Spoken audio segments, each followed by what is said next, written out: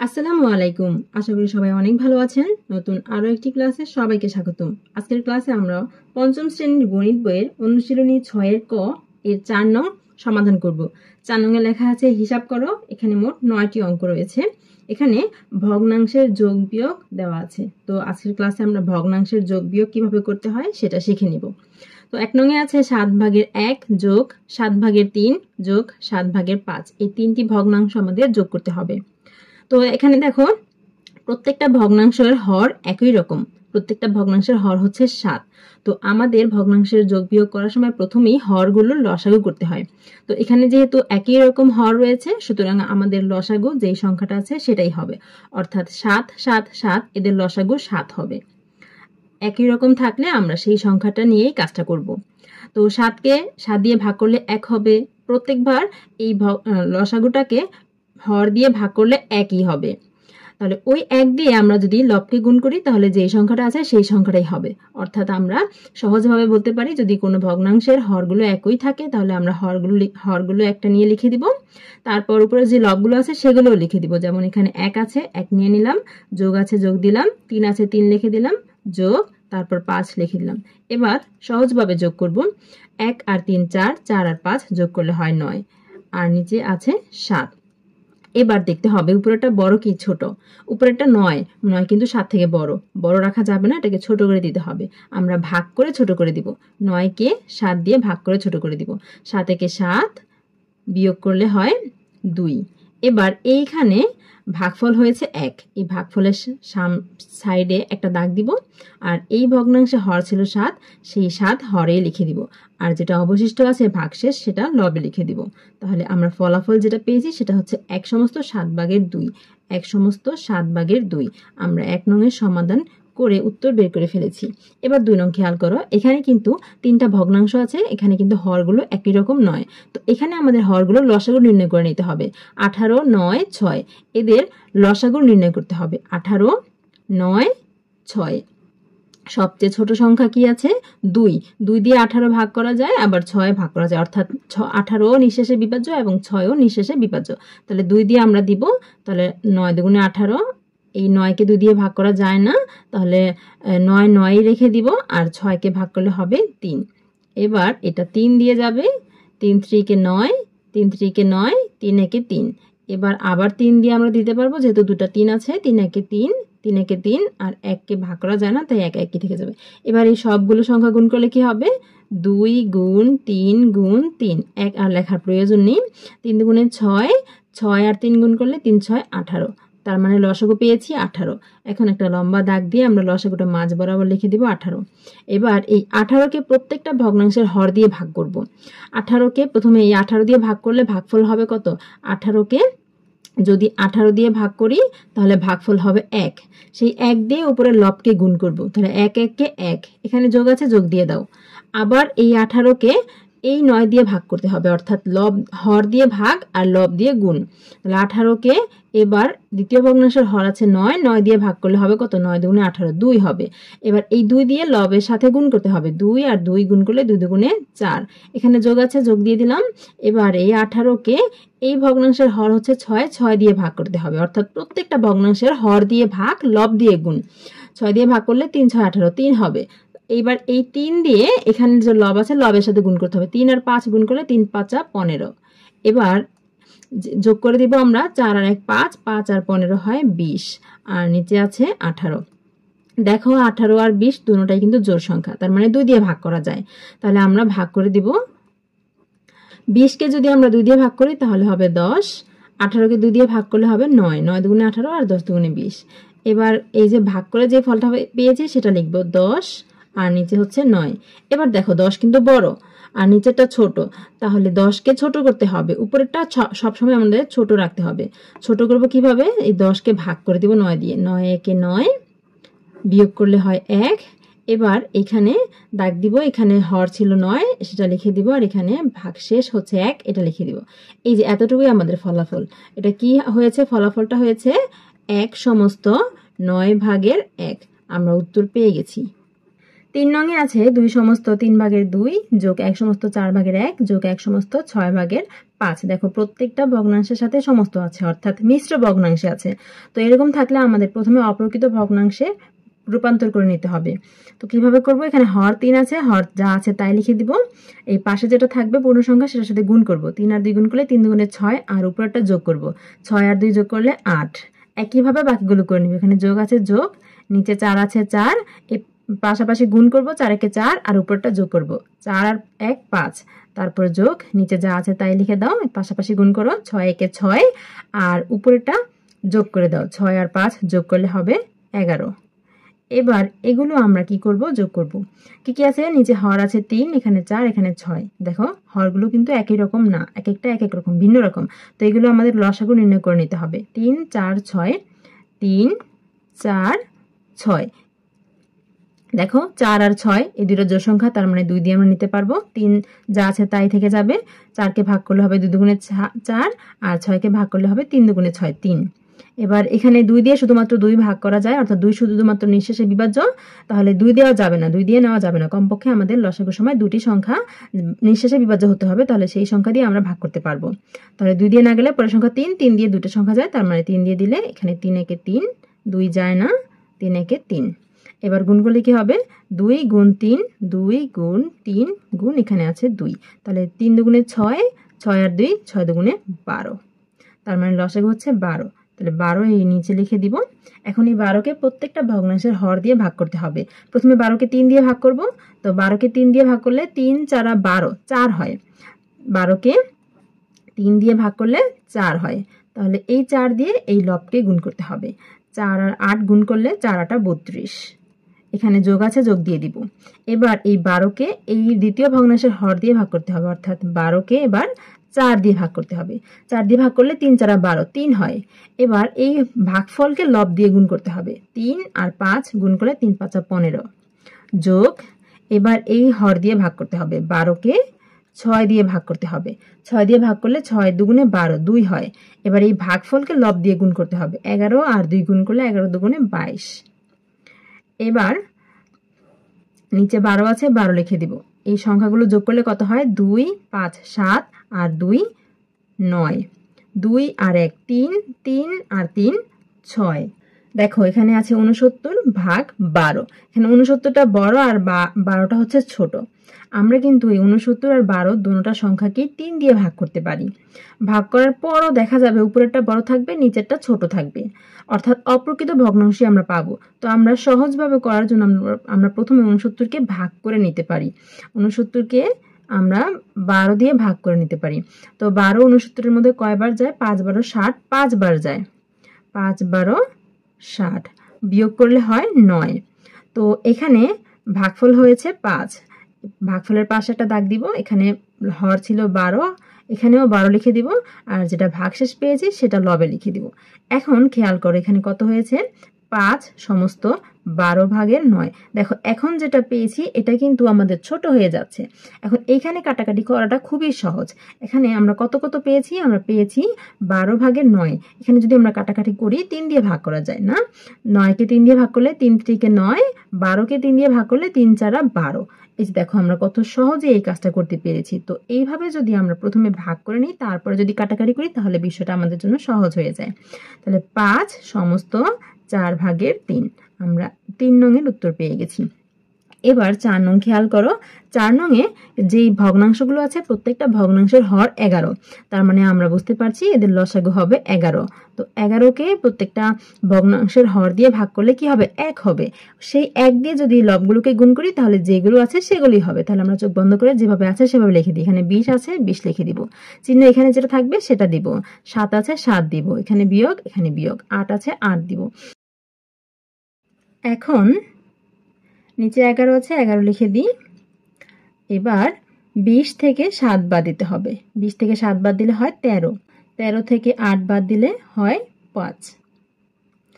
তো এই তো আমরা উত্তর পেয়ে গেছি। এখানে উপরে 5 ছোট, সুতরাং এখানে আর ভাগ করার প্রয়োজন নেই। এবার 5 নং খেয়াল করে লেখা আছে 2 ভাগের 5 বিয়োগ 3 ভাগের 1 বিয়োগ 6 ভাগের 5। তো এখানে প্রত্যেকটা ভগ্নাংশের হর কিন্তু ভিন্ন রকম। তো এগুলোর আমাদের লসাগু নির্ণয় করতে হবে। 2 3 6, 2 3 6 এদের লসাগু আমাদের নির্ণয় করতে হবে। 2 আর 6 জোড় সংখ্যা, তার মানে 2 দিয়ে ভাগ করতে পারবো। 2 একে 2, 3 ভাগ যায় না, 3 যা আছে তাই থাকবে। 6কে ভাগ করলে হবে 3, তারপর 3 দিয়ে দিতে হবে, এখানে 1 আছে, 3কে 3 দিয়ে ভাগ করলে হবে 1, এখানেও হবে 1। তাহলে গুণ করলে 3 আর 2 গুণ করলে 3 দুগুণে 6, 2 গুণ 3, 3 দুগুণে 6 হবে। লসাগুটা লিখে নিব 6। এবার এই 6কে প্রত্যেকটা ভগ্নাংশের হর দিয়ে ভাগ করতে হবে। 6কে যদি আমি 2 দিয়ে ভাগ করি তাহলে 6কে 2 দিয়ে ভাগ করলে 3 দুগুণে 6, 3 হবে। সেই 3 দিয়ে লবকে গুণ করতে হবে। 3 আর 5 গুণ করলে 3 5 15, বিয়োগ আছে বিয়োগ দিব। এবার এই 6কে দ্বিতীয় ভগ্নাংশের হর অর্থাৎ 3 দিয়ে ভাগ করলে 3 দুগুণে 6, 2 হবে। 2 দিয়ে লবকে গুণ করতে হবে। 2 আর 1 গুণ করলে 2 একে 2, বিয়োগ আছে। এবার এই 6কে তৃতীয় ভগ্নাংশের হর অর্থাৎ 6 দিয়ে ভাগ করলে কত হবে? 6 একে 6, 1 হবে। এবার এই 1 দিয়ে লবকে গুণ করতে হবে। 5 আর 1 গুণ করলে 5 একে 5।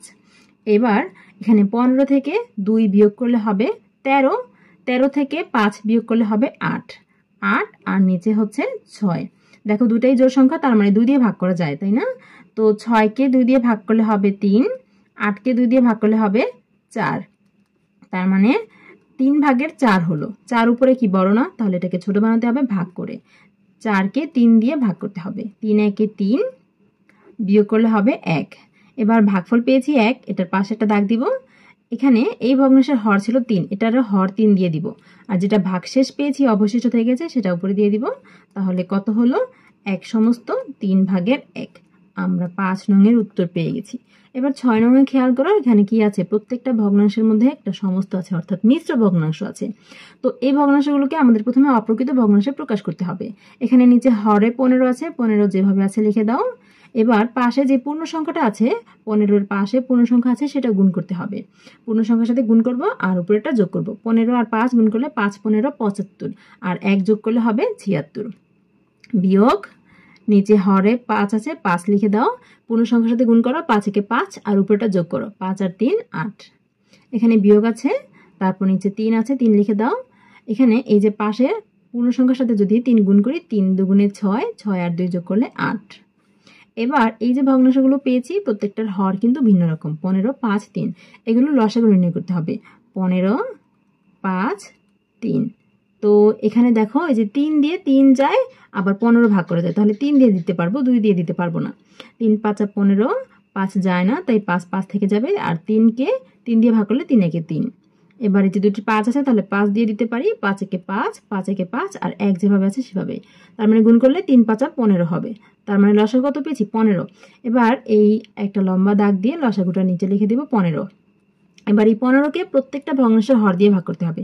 15কে 15 দিয়ে ভাগ করলে হবে 1, 1 আর 76 গুণ করলে 76 একে 76, বিয়োগ এই 15কে 5 দিয়ে ভাগ করলে 3 5 15, 3 হবে। 3 আর 8 গুণ করলে 3 8 24, তারপর বিয়োগ।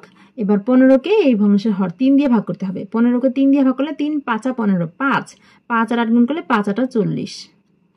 এবার নিচে 15 আছে, 15 লিখে দিলাম।